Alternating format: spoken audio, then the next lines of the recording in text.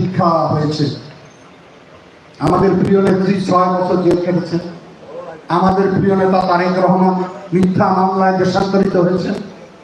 বিএনপির অগণিত নেতাকর্মী একদিন নয়, 2 দিন নয়, বছরের পর বছর জেলের ঘানি টেনেছেন। আমাদের অনেক প্রিয় সাথী গুম হয়েছেন, যার হদিস এখনো জানি না। আমাদের অনেক নেতা আত্মহত্যা দিয়েছে, শাহাদাত বরণ করেছেন। অনেক নেতা বন্ধুত্ব বরণ করেছেন, অন্ধ হয়েছেন। অনেকে বাড়ি ভিটা উচ্ছেদ হয়েছে, দোকান খামার থেকে উচ্ছেদ হয়েছে, ব্যবসা বাণিজ্য থেকে উচ্ছেদ হয়েছে। আমাদের কোথাও জায়গা ছিল না, আমরা ছিলাম অপান্ত। আমরা মনে হয় এই দেশে কোনো নাগরিক ছিলাম না। ওই যে শেখ মুজিব বলেছিল তার অনুসারীরা, এক নেতা এক দেশ। আমি বলতে চাই না কি হয়েছিল, আপনারা একই পরিণতি হয়েছে। অহংকার, দাম্ভিকতা আল্লাহ পছন্দ করে না। শেখ হাসিনা দাম্ভিকতার সঙ্গে বলছেন বঙ্গবন্ধুর কন্যা পলায় না, বলে নাই? পালিয়েছে, যাওয়ার সময় শাড়ি কাপড়ও নিতে পারে নাই। এটাই আল্লাহর বিধান, আল্লাহর শাস্তি। অহংকার, কাউকে মানুষ মনে করতো না।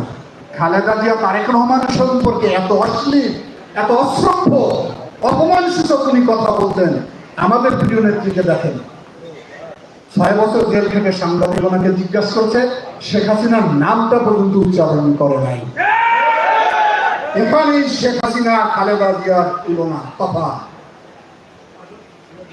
তারেক রহমান সেই 3 তলা ভবন থেকে তাকে ফেলে মেরুদণ্ড ভেঙে দেওয়া হয়েছে। এতদিন দেশান্তরিত হয়েছে, এখন পর্যন্ত তাদের বিরুদ্ধে কোনো কুৎসা, কোনো হিংসাত্মক বক্তব্য রাখে না। এরাই হলো রাষ্ট্র নায়ক। এখানেই তফা। খালেদা জিয়া লড়াই সংগ্রাম করেছে, আপোষ করে, জেল খেটেছে, আপোষ করে নাই, মৃত্যুর সঙ্গে পাঞ্জা লড়েছে। শেখ হাসিনা বারবার প্রস্তাব দিয়েছে, আপনি রাজনীতি ছেড়ে দেন, আপনাকে উন্নত চিকিৎসা বিদেশে পাঠিয়ে দিব। খালেদা জিয়া কি শুনেছেন সেটা? উনি বলেছেন যে আমি বাংলাদেশের মাটিতে মরবো, তবু লড়াই করে মরবো, তোমার সঙ্গে কোনো আপোষ করবো না। এই জন্য তো আমরা গৌরব বোধ করি, অহংকার বোধ করি বিএনপি করার কারণে। আর আমাদের নেতা জিয়াউর রহমান যখন শেখ মুজিব পাকিস্তানে আত্মসমর্পণ করে পালিয়ে গেলেন, তখন জিয়াউর রহমান প্রথম কালুরঘাট বেতার কেন্দ্র থেকে ঘোষণা দিয়ে উঠলেন, ওই রিভল ব্যাঘ্রর মধ্যে গর্জে উঠলেন, আমি মেজর জিয়া বলছি। শুধু ঘোষণা দিয়ে থামেন নাই, যুদ্ধ করেছেন বাংলাদেশের পথে প্রান্তরে।